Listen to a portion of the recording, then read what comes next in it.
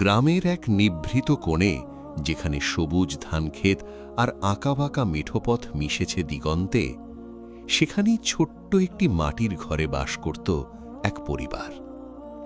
পরিবারের কর্তা আব্দুল্লাহ সাহেব একজন সহজ সরল মানুষ। তার দিন কাটত অন্যের জমিতে দিনমজুরের কাজ করে। সূর্য ওঠার আগে তার দিন শুরু হতো আর শেষ হতো সূর্যাস্তের অনেক পর। তার সামান্য উপার্জনেই চলত 5 জনের সংসার।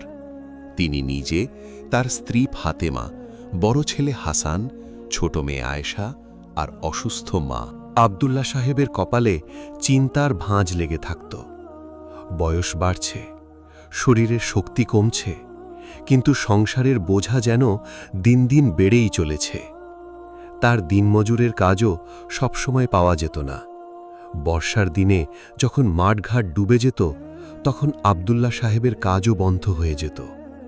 সেই সময়গুলোতে তাদের ঘরে চাল ফুরিয়ে যেত, লবণ ফুরিয়ে যেত, আর ফাতেমার চোখে নেমে আসত গভীর অন্ধকার। আব্দুল্লাহ সাহেব তখন নিরুপায় হয়ে গ্রামের মহাজনদের কাছে হাত পাততেন। চড়া সুদে ঋণ নিতেন, যা শোধ করতে তাদের আরও হিমশিম খেতে হতো। এই ঋণের বোঝা তাদের জীবনকে আরও দুর্বিষহ করে তুলেছিল। প্রতি রাতে আব্দুল্লাহ সাহেব ঘুমোতে পারতেন না। ঋণের চিন্তায় তার বুক ধরফর করত। তিনি ভাবতেন কিভাবে এই চক্র থেকে মুক্তি পাবেন, কিভাবে তার পরিবারকে একটু স্বস্তি দেবেন। ফাতিমা, তার স্ত্রী, ছিলেন একজন ধৈর্যশীলা নারী। সংসারের অভাব অনটন তিনি নীরবে সহ্য করতেন, কখনো মুখে অভিযোগ আনতেন না। তবে তার চোখে সবসময়ই এক গভীর বিষণ্ণতা লেগে থাকত, যা আব্দুল্লাহ সাহেবের চোখ এড়াত না। ফাতেমার এই নীরব কষ্ট আব্দুল্লাহ সাহেবকে আরও বেশি পীড়া দিত। তিনি জানতেন তার স্ত্রী মুখে কিছু না বললেও তার ভেতরের কষ্টটা অনেক গভীর। তিনি প্রায়ই ভাবতেন কিভাবে তার স্ত্রীকে একটু সুখ দিতে পারবেন, কিভাবে এই অভাবের জাল থেকে মুক্তি পাবেন। কিন্তু কোনো পথই যেন তার চোখে পড়ত না। রাতের বেলা যখন সবাই ঘুমিয়ে পড়ত, ফাতেমা তখন জায়নামাজে বসে আল্লাহর কাছে দোয়া করতেন। তার চোখের পানি বালিশ ভিজিয়ে দিত, কিন্তু তার মুখে কোনো অভিযোগ ছিল না। তিনি শুধু চাইতেন তার সন্তানদের যেন আল্লাহ ভালো রাখেন, তাদের যেন এই কষ্টের জীবন থেকে মুক্তি দেন। তার বিশ্বাস ছিল আল্লাহ অবশ্যই তাদের দোয়া শুনবেন এবং তাদের জন্য কোনো না কোনো পথ খুলে দেবেন। তার এই অটল বিশ্বাসই ছিল পরিবারের একমাত্র অবলম্বন। তাদের বড় ছেলে হাসান সদ্য বিশ্ববিদ্যালয় থেকে পাশ করা এক যুবক। চোখে তার স্বপ্ন, মনে তার অদম্য জেদ। সে স্বপ্ন দেখত ভালো একটা চাকরি পাবে, তার বাবা মায়ের সব কষ্ট দূর করবে, ছোট বোনকে ভালো স্কুলে পড়াবে।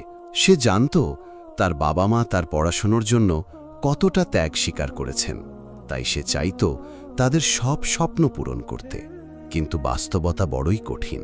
গত 1 বছর ধরে সে চাকরির পেছনে ঘুরছে, শহরের অলিগলি চষে বেড়াচ্ছে, কিন্তু কোথাও কোনো আশার আলো দেখছে না। প্রতিবার ইন্টারভিউ দিয়ে ফিরে আসার পর তার মুখটা মলিন হয়ে যেত। তার বন্ধুরা যখন ভালো ভালো চাকরি পেয়ে সুখে দিন কাটাচ্ছিল, তখন হাসানকে দেখতে হতো তার পরিবারের করুণ অবস্থা। মায়ের অসুস্থতা, ছোট বোনের পড়াশোনার খরচ, সব মিলিয়ে তার কাঁধে যেন পাহাড় সমচাপ। হাসান জানত তার বাবা আর কতদিন এই বোঝা টানতে পারবেন, তাই সে মনে মনে প্রতিজ্ঞা করেছিল যেভাবেই হোক এই পরিবারের মুখে হাসি ফোটাতেই হবে। তার তারুণ্যের শক্তি আর স্বপ্নগুলো যেন এই কঠিন বাস্তবতার কাছে হার মানতে চাইছিল না। সে প্রতি রাতে জায়নামাজে বসে আল্লাহর কাছে সাহায্য চাইত, যেন তিনি তাকে একটি পথ দেখান। তার মনে হতো তার পড়াশোনা যেন বৃথা হয়ে যাচ্ছে। এত কষ্ট করে পড়াশোনা করে যদি পরিবারের জন্য কিছুই করতে না পারে, তাহলে তার জীবনের মূল্য কি? এই প্রশ্নগুলো তাকে প্রতিনিয়ত কুড়ে কুড়ে খাচ্ছিল। তার আত্মবিশ্বাস মাঝে মাঝে ভেঙে পড়ত, কিন্তু মায়ের মুখ আর বোনের স্বপ্ন তাকে আবার নতুন করে শক্তি যোগাত। আয়েশা, পরিবারের ছোট মেয়ে, ছিল খুবই মেধাবী। পড়াশোনায় তার ছিল অগাধ আগ্রহ। সে স্বপ্ন দেখত বড় হয়ে ডাক্তার হবে, তার মায়ের চিকিৎসা করবে, গ্রামের গরিব মানুষের সেবা করবে। সে জানত তার মায়ের অসুস্থতা কতটা গুরুতর আর তার গ্রামের মানুষের কতটা ভালো চিকিৎসার প্রয়োজন, কিন্তু দারিদ্র্যের কষাঘাত তার স্বপ্নকেও যেন গ্রাস করতে চাইছিল। স্কুলের বেতন, বই খাতার খরচ এসব জোগাড় করা আব্দুল্লাহ সাহেবের জন্য দিন দিন কঠিন হয়ে পড়ছিল। আয়েশা প্রায়ই দেখত তার বাবা রাতের বেলা চুপচাপ বসে আকাশের দিকে তাকিয়ে থাকেন, আর তার মা জায়নামাজে বসে নীরবে চোখের পানি ফেলেন। এসব দেখে আয়েশার ছোট্ট মনেও এক অব্যক্ত কষ্ট জমা হতো। সে চাইত পড়াশোনা করে বড় হয়ে পরিবারের সব দুঃখ দূর করতে। সে জানত তার পড়াশোনা চালিয়ে যাওয়াটা কতটা জরুরি, তাই সে নিজের সবটুকু দিয়ে পড়াশোনা করত, যেন তার বাবা মায়ের কষ্ট কিছুটা হলেও লাঘব হয়। সে প্রায়ই তার বন্ধুদের দেখত নতুন জামা কাপড় পরে স্কুলে আসতে, নতুন বই খাতা নিয়ে পড়াশোনা করতে। কিন্তু আয়েশার কাছে এসবের কিছুই ছিল না। তার বইগুলো ছিল পুরনো, ছেঁড়া, আর তার জামাকাপড় ছিল মলিন। তবু সে কখনো অভিযোগ করত না। সে জানত তার বাবা মা তার জন্য যা করছেন সেটাই অনেক। সে প্রতিজ্ঞা করেছিল একদিন সে তার বাবা মায়ের সব স্বপ্ন পূরণ করবে। সবচেয়ে বড় চিন্তা ছিল আব্দুল্লাহ সাহেবের অসুস্থ মা। বার্ধক্যজনিত নানা রোগে তিনি ভুগছিলেন। তার শরীর দিন দিন দুর্বল হয়ে পড়ছিল। নিয়মিত ঔষধপত্র আর ভালো খাবারের প্রয়োজন ছিল, যা তাদের সীমিত আয় মেটানো প্রায় অসম্ভব ছিল। ফাতেমা নিজের খাবারের ভাগ থেকেও শাশুড়িকে দিতেন, কিন্তু তাতেও তার শারীরিক অবস্থার খুব একটা উন্নতি হচ্ছিল না। আব্দুল্লাহ সাহেব যখন কাজ থেকে ফিরতেন, মায়ের শুকনো মুখ দেখে তার বুক ফেটে যেত। তিনি আল্লাহর কাছে দুহাত তুলে দোয়া করতেন যেন তার মাকে সুস্থ করে দেন।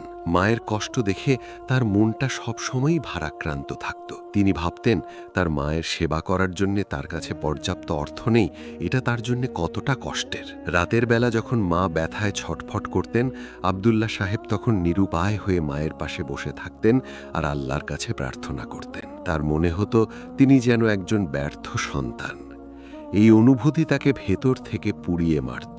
একদিন সকালে হাসান ঘুম থেকে উঠে দেখল তার বাবা ফজরের নামাজ পড়ে জায়নামাজে বসে আছেন। তার চোখ দুটো লাল, হয়তো সারা রাত ঘুমোননি। তার মুখে ছিল গভীর বিষণ্ণতা। হাসান বাবার পাশে গিয়ে বসল। আব্দুল্লাহ সাহেব ছেলের দিকে তাকিয়ে একটা দীর্ঘশ্বাস ফেললেন। তার চোখে মুখে গভীর চিন্তার ছাপ স্পষ্ট। তিনি জানতেন হাসানেরও কষ্ট হচ্ছে, কিন্তু সে মুখে কিছু বলছে না। তিনি ছেলের দিকে তাকিয়ে মনে মনে ভাবলেন, এই ছেলেটা তার জন্যে কতটা ত্যাগ স্বীকার করছে। বাবা, তুমি এত চিন্তা করো না, আল্লাহ ভরসা, আমি একটা চাকরির ব্যবস্থা করেই ছাড়ব। হাসান বাবাকে আশ্বস্ত করার চেষ্টা করল। তার কণ্ঠে ছিল দৃঢ়তা, যা আব্দুল্লাহ সাহেবকে কিছুটা হলেও স্বস্তি দিল। হাসানের এই কথাগুলো যেন আব্দুল্লাহ সাহেবের মনে এক নতুন আশার সঞ্চার করল। আব্দুল্লাহ সাহেব মৃদু হেসে বললেন, আমি তো আল্লাহর ওপর ভরসা রাখি বাবা, কিন্তু মাঝে মাঝে মনটা কেমন যেন অস্থির হয়ে ওঠে। তোর মায়ের শরীরটা দিন দিন খারাপ হচ্ছে, আয়েশার পড়াশোনার খরচ, তোর চাকরির জন্য এত ছোটাছুটি, সব মিলিয়ে তার কথাগুলো যেন বুকের ভেতর থেকে উঠে আসছিল। তার মনে হচ্ছিল এই বোঝা আর তিনি টানতে পারছেন না। তার চোখ দিয়ে টপ টপ করে পানি ঝরছিল। হাসান বাবার হাত ধরে বলল, আমরা সবাই আছি তো, আল্লাহ নিশ্চয়ই আমাদের জন্য কোনো পথ খুলে দেবেন। হাসান জানত এই মুহূর্তে বাবাকে সাহস দেওয়াটা কতটা জরুরি। সে নিজেও ভেতরে ভেতরে চিন্তিত ছিল, কিন্তু তার বাবার সামনে সে দুর্বলতা প্রকাশ করতে চাইছিল না। সে মনে মনে প্রতিজ্ঞা করল, যেভাবেই হোক সে তার পরিবারের জন্য কিছু একটা করবেই। তার মনে হচ্ছিল আল্লাহ তাদের পরীক্ষা করছেন, আর এই পরীক্ষায় তাদের উত্তীর্ণ হতেই হবে। সেই দিনই হাসান সিদ্ধান্ত নিল সে আর শুধু চাকরির পেছনে ঘুরবে না। সে ছোটখাটো কোনো কাজ খুঁজবে যা দিয়ে অন্তত পরিবারের দৈনন্দিন খরচগুলো মেটানো যায়। কিন্তু গ্রামে কাজ কোথায়? শহরে গিয়েও সে তেমন কোনো সুবিধা করতে পারছিল না। তার শিক্ষিত মন ছোট কাজ করতে দ্বিধা করছিল না, কিন্তু কাজ পাওয়াই ছিল কঠিন। সে বিভিন্ন দোকানে, কারখানায় গিয়ে কাজের খোঁজ করতে লাগলো, কিন্তু তার বিশ্ববিদ্যালয় ডিগ্রি দেখে কেউ তাকে ছোট কাজ দিতে চাইছিল না, আর বড় কাজ তার ভাগ্যে জুটছিল না। এই দ্বিধা আর হতাশার মাঝেও সে হাল ছাড়েনি। সে জানত আল্লাহ তার পরিশ্রমের ফল একদিন দেবেনই। সে প্রতিদিন সকালে ফজরের নামাজ পড়ে আল্লাহর কাছে দোয়া করত যেন তিনি তাকে একটি হালাল উপার্জনের পথ দেখান। তার মনে হতো আল্লাহ অবশ্যই তার দোয়া শুনবেন। একদিন শহরের এক বন্ধুর সাথে দেখা হলো হাসানের। বন্ধুটি তাকে একটি ছোট কারখানায় কাজের সন্ধান দিল। কাজটা ছিল খুবই পরিশ্রমের, বেতনও সামান্য। কারখানার পরিবেশও খুব একটা ভালো ছিল না। ধুলোবালি আর মেশিনের কর্কশ শব্দে কান পাতা দেয়। কারখানার মালিক ছিল একজন কঠোর প্রকৃতির মানুষ, যে শ্রমিকদের সাথে ভালো ব্যবহার করত না। প্রায়ই শ্রমিকদের বকাঝকা করত, এমনকি বেতন দিতেও দেরি করত। কিন্তু হাসান দ্বিধা করল না। সে জানত এই মুহূর্তে পরিবারের জন্য এটাই সবচেয়ে জরুরি। সে তার সব স্বপ্ন আর উচ্চাকাঙ্ক্ষা একপাশে রেখে এই কাজটা গ্রহণ করল। তার মনে একটাই চিন্তা ছিল, কিভাবে পরিবারের মুখে দুবেলা খাবার তুলে দেওয়া যায়।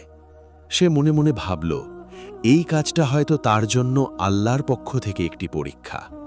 এই কঠিন পরিস্থিতি তাকে আরও শক্তিশালী করে তুলবে। হাসান কারখানায় কাজ শুরু করল। প্রতিদিন ভোরবেলা উঠে সে শহরের দিকে রওনা দিত আর ফিরত গভীর রাতে। তার শরীর ক্লান্তিতে ভেঙে পড়ত, কিন্তু মনে ছিল এক অদ্ভুত শান্তি। অন্তত কিছু টাকা তো সে পরিবারের জন্য আনতে পারছে। তার হাত পায়ে কালশিটে পড়ে যেত, শরীর ব্যথা করত, কিন্তু সে এসব কষ্টকে পাত্তা দিত না। রাতের বেলা যখন সে বাড়ি ফিরত, তার মা ফাতেমা তার জন্য খাবার নিয়ে অপেক্ষা করতেন। হাসানের ক্লান্ত মুখ দেখে ফাতেমার চোখে পানি এসে যেত। তিনি ছেলের মাথায় হাত বুলিয়ে দিতেন আর নীরবে দোয়া করতেন। হাসান যখন ঘুমিয়ে পড়ত, ফাতেমা তখন তার কপালে চুমু খেতেন আর আল্লাহর কাছে তার ছেলের জন্য প্রার্থনা করতেন। তার মনে হতো তার ছেলে যেন আল্লাহর রহমতে সব বিপদ থেকে রক্ষা পায়। কিন্তু এই সামান্য উপার্জনেও তাদের সব চাহিদা মেটানো সম্ভব হচ্ছিল না।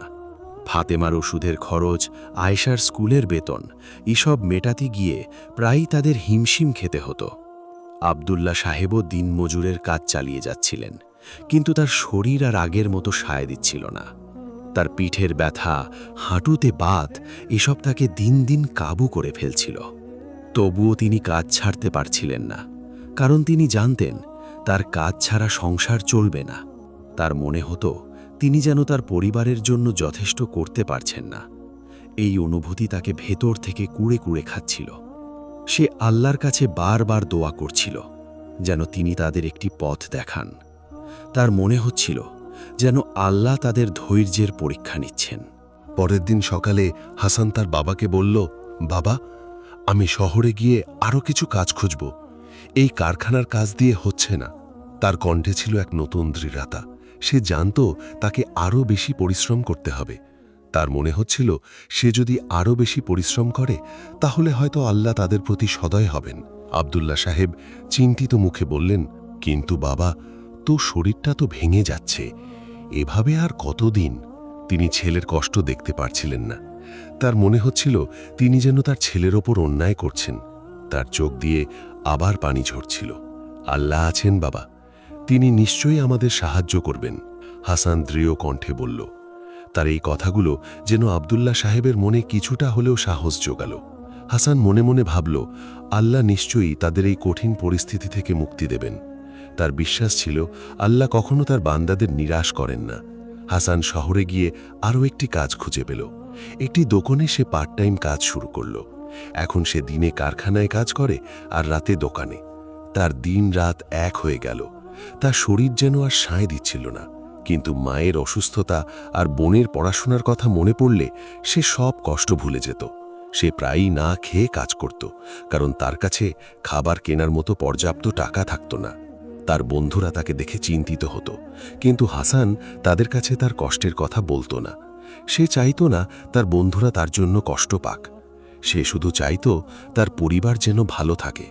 তার মনে হতো এই কষ্টগুলো হয়তো তার জন্য আল্লাহর পক্ষ থেকে একটি পরীক্ষা। আয়েশা দেখত তার ভাই প্রতিদিন ক্লান্ত হয়ে ফিরে বাড়ি। তার চোখে মুখে ক্লান্তির ছাপ স্পষ্ট। আয়েশার মন খারাপ হয়ে যেত। সে চাইতো তার ভাইয়ের কষ্ট কমাতে, তাই সে আরও মন দিয়ে পড়াশোনা শুরু করল। সে জানত ভালো ফল করলে হয়তো কোনো বৃত্তি পাবে, যা দিয়ে তার পড়াশোনার খরচ কিছুটা হলেও কমবে। সে প্রতি রাতে পড়াশোনা করত, যখন সবাই ঘুমিয়ে থাকত। তার একমাত্র স্বপ্ন ছিল বড় হয়ে তার পরিবারের মুখে হাসি ফোটানো। সে জানত তার পড়াশোনাটাই তার পরিবারের জন্য একমাত্র আশার আলো। সে মনে মনে প্রতিজ্ঞা করেছিল সে তার ভাইয়ের সব কষ্ট দূর করবে। একদিন হাসান কারখানার কাজ থেকে ফেরার পথে দেখল এক বৃদ্ধ লোক রাস্তার পাশে বসে ফল বিক্রি করছে। লোকটির চেহারা দেখে মনে হলো সে খুবই অসুস্থ। তার পরনে ছিল ছেঁড়া পোশাক, চোখে মুখে ছিল গভীর বিষণ্ণতা। তার পাশে রাখা ফালের ঝুড়িটাও প্রায় খালি। হাসান তার কাছে গিয়ে জিজ্ঞাসা করল, চাচা, আপনার কি শরীর খারাপ? বৃদ্ধ লোকটি দুর্বল কণ্ঠে বলল, হ্যাঁ বাবা, শরীরটা ভালো নেই, কিন্তু কি করব, পেটের দায়ে তো বসতে হয়েছে। তার কণ্ঠস্বর ছিল ক্ষীণ, যেন যে কোনো মুহূর্তে ভেঙে পড়বে। তার চোখে ছিল এক গভীর অসহায়ত্ব। তার কথা শুনে হাসানের মনটা আরও খারাপ হয়ে গেল। হাসান লোকটির সাথে কিছুক্ষণ কথা বলল। জানতে পারল লোকটিরও সংসারে অভাব, অসুস্থ স্ত্রী আর ছোট ছোট ছেলে মেয়ে। তার নিজের কষ্টের কথা শুনে হাসান যেন তার নিজের কষ্ট ভুলে গেল। সে ভাবল তার চেয়েও কত মানুষ কষ্ট করছে। এই বৃদ্ধ লোকটির অসহায়ত্ব তাকে গভীরভাবে নাড়া দিল। হাসানের মনে হল আল্লাহ তাকে এই বৃদ্ধ লোকটির কাছে পাঠিয়েছেন যেন সে তাকে সাহায্য করতে পারে। সে মনে মনে প্রতিজ্ঞা করল সে এই বৃদ্ধ লোকটিকে সাহায্য করবে। হাসান সেদিন বৃদ্ধ লোকটির কাছ থেকে কিছু ফল কিনল, যদিও তার নিজের পকেটে তেমন টাকা ছিল না। সে ভাবল এই ফলগুলো তার মায়ের জন্য নিয়ে যাবে। সে জানত তার মায়ের জন্য পুষ্টিকর খাবার কতটা জরুরি। সে লোকটিকে কিছু অতিরিক্ত টাকাও দিল, যা তার নিজের খাবার জন্য রাখা ছিল। লোকটি হাসানের এই উদারতা দেখে অবাক হয়ে গেল। তার চোখে পানি এসে গেল। বাড়ি ফিরে হাসান দেখল তার মা বিছানায় শুয়ে আছেন, তার মুখটা ফ্যাকাশে। হাসান মায়ের হাতে ফলগুলো তুলে দিল। ফাতেমা অবাক হয়ে জিজ্ঞাসা করলেন, এগুলো কোথায় পেলি বাবা? হাসান বৃদ্ধ লোকটির কথা বলল। ফাতেমা সব শুনে বললেন, আল্লাহ তোর মঙ্গল করুন বাবা, তুই নিজের কষ্ট ভুলে অন্যের কথা ভাবছিস। ফাতেমার চোখে পানি এসে গেল। তিনি তার ছেলের উদারতা দেখে মুগ্ধ হলেন। তিনি আল্লাহর কাছে দোয়া করলেন যেন তার ছেলেকে আল্লাহ আরও বড় করেন। তার মনে হলো তার ছেলে যেন আল্লাহর এক রহমত। সেই রাতে হাসান আল্লাহর কাছে দোয়া করল যেন তিনি তাদের পরিবারের ওপর রহমত বর্ষণ করেন। সে জানত আল্লাহ ধৈর্যশীলদের সাথে আছেন। সে বিশ্বাস করত আল্লাহ অবশ্যই তাদের এই কঠিন পরিস্থিতি থেকে মুক্তি দেবেন। তার মনে এক অদ্ভুত শান্তি অনুভব করছিল। সে জানত আল্লাহ তাদের কখনো একা ছাড়। কয়েক মাস কেটে গেল। হাসান তার দুটি কাজই চালিয়ে যাচ্ছিল।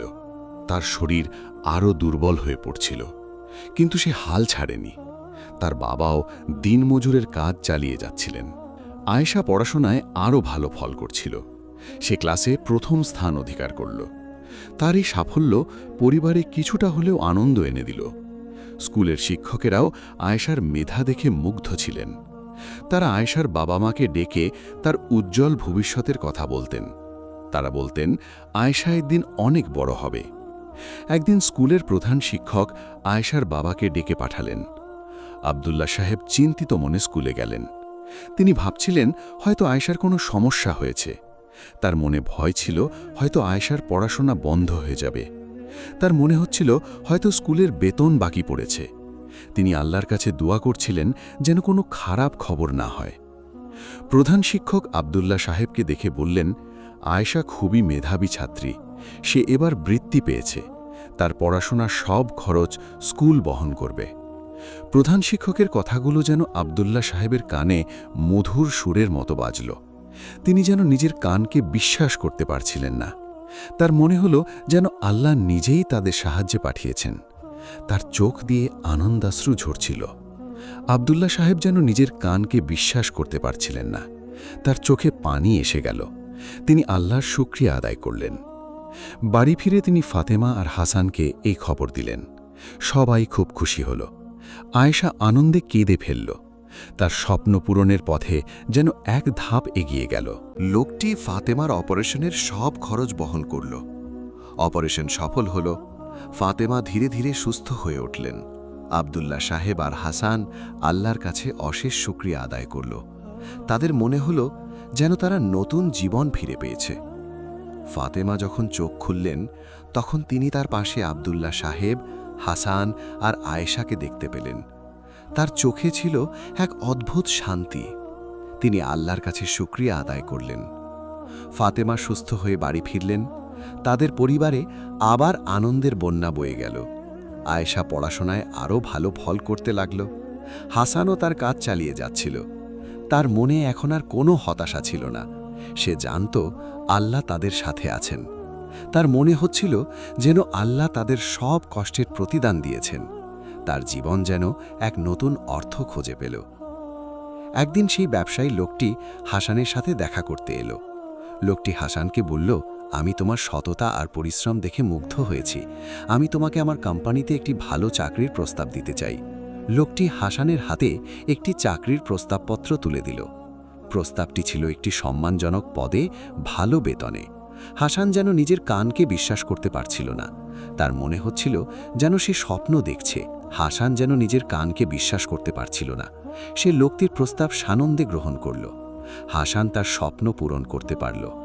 সে একটি ভালো চাকরি পেল, যা দিয়ে সে তার পরিবারের সব অভাব দূর করতে পারল। তার দীর্ঘদিনের পরিশ্রম আর ধৈর্যের ফল সে পেল। তার মনে হচ্ছিল যেন আল্লাহ তার সব দোয়া কবুল করেছেন। তার জীবন যেন এক নতুন দিগন্তে পৌঁছে গেল। তাদের পরিবারে আবার সুখ ফিরে এলো। আব্দুল্লাহ সাহেব আর ফাতেমা আল্লাহর কাছে অশেষ শুকরিয়া আদায় করল। তারা জানত আল্লাহ ধৈর্যশীলদের সাথে আছেন এবং তিনি কখনো তার বান্দাদের নিরাশ করেন না। তাদের জীবন যেন এক নতুন মোড় নিল। আব্দুল্লাহ সাহেব আর দিনমজুরের কাজ করতেন না। তিনি এখন তার মায়ের সেবা করতেন, আর ফাতেমা তার পাশে বসে আল্লাহর জিকির করতেন। তাদের ঘরে এখন আর অভাবের চিহ্ন ছিল না। আয়েশা পড়াশোনা শেষ করে একজন শিক্ষিকা হল। সে গ্রামের গরিব ছেলেমেয়েদের পড়াশোনার দায়িত্ব নিল। সে তার মায়ের স্বপ্ন পূরণ করল, গ্রামের মানুষের সেবা করল। হাসানও তার ব্যবসার পাশাপাশি সমাজের গরিব ও অসহায় মানুষের পাশে দাঁড়াল। সে সেই বৃদ্ধ ফল বিক্রেতাকে একটি দোকান খুলে দিল, যেন তাকে আর কষ্ট করতে না হয়। সে তার এলাকার অনেক বেকার যুবককে চাকরি দিল। তার কোম্পানি এখন অনেক বড় হয়েছে, আর সে এখন একজন সফল ব্যবসায়ী। সে সব সময় আল্লাহর পথে চলত আর গরিব দুঃখী মানুষের পাশে দাঁড়াত। তাদের পরিবার এখন আর গরিব নয়, কিন্তু তারা তাদের অতীতের কষ্টের কথা কখনো ভোলেনি। তারা জানত এই কষ্টই তাদের আল্লাহর আরও কাছে এনেছে। তারা সব সময় আল্লাহর ওপর ভরসা রাখত এবং ধৈর্য ধরে সব বিপদ মোকাবেলা করত। তাদের জীবন যেন অন্যদের জন্য এক অনুপ্রেরণা হয়ে উঠল। তারা সব সময় আল্লাহর পথে চলত আর গরিব দুঃখী মানুষের পাশে দাঁড়াত। তাদের গল্প যেন গ্রামের প্রতিটি মানুষের মুখে মুখে ফিরত। এই গল্পটি শুধু একটি পরিবারের গল্প নয়, এটি ধৈর্য, বিশ্বাস আর আল্লাহর ওপর ভরসার গল্প। এটি প্রমাণ করে যে আল্লাহ কখনো তার বান্দাদের নিরাশ করেন না এবং তিনি সব সময় তাদের পাশে থাকেন যারা তার ওপর ভরসা রাখে। প্রতিটি দুঃখের পরই সুখ আসে, এটিই আল্লাহর বিধান। এই গল্পটি পাঠককে শেখায় যে জীবনের কঠিনতম সময়েও আল্লাহর রহমত থেকে নিরাশ হওয়া উচিত নয়, বরং ধৈর্য, পরিশ্রম এবং আল্লাহর ওপর অবিচল আস্থা রাখলে আল্লাহ অবশ্যই মুক্তির পথ খুলে দেন। কঠিন পরিস্থিতিতে ধৈর্য ধারণ করা এবং আল্লাহর ওপর ভরসা রাখা। আল্লাহ পবিত্র কুরআনে বলেছেন, নিশ্চয়ই আল্লাহ ধৈর্যশীলদের সাথে আছেন। সূরা বাকারা 153 নম্বর আয়াত। এই আয়াতটি তাদের জীবনের প্রতিটি পদক্ষেপে পথপ্রদর্শক ছিল। তারা জানত ধৈর্য ধরলে আল্লাহ অবশ্যই তাদের সাহায্য করবেন।